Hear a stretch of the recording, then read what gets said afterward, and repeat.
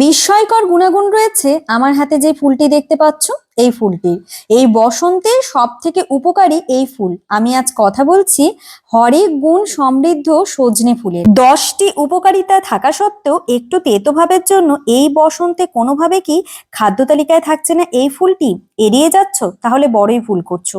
আজকের এই রেসিপিটি আমি অবশ্য গ্যারেন্টি দিয়ে বলতে পারি নেট দুনিয়ায় কখনোই দেখোনি। আমার পদ্ধতিতে ট্রাই করলে গ্যারেন্টি দিয়ে বলতে পারি বাড়ির ছোট থেকে বড় সকলেরই যেমন বেশ পছন্দ হবে, এর স্বাদ মুখে লেগে থাকবে সারা জীবন।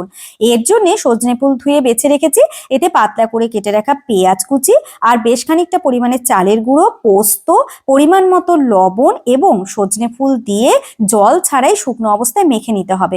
কড়াইতে তেল গরম হয়ে গেলে এইভাবে ছড়িয়ে দিতে হবে, এক জায়গায় দিলে কিন্তু দলা পাকিয়ে যাবে। গ্যাসের ফ্লেম লো আঁচে রেখে ধৈর্য ধরে লাল লাল করে ভেজে তুলে নাও। গরম গরম ভাতের সাথে সার্ভ করলে দুর্দান্ত লাগবে। রেসিপিটি ভালো লাগলে সাবস্ক্রাইব করে সঙ্গে থেকো।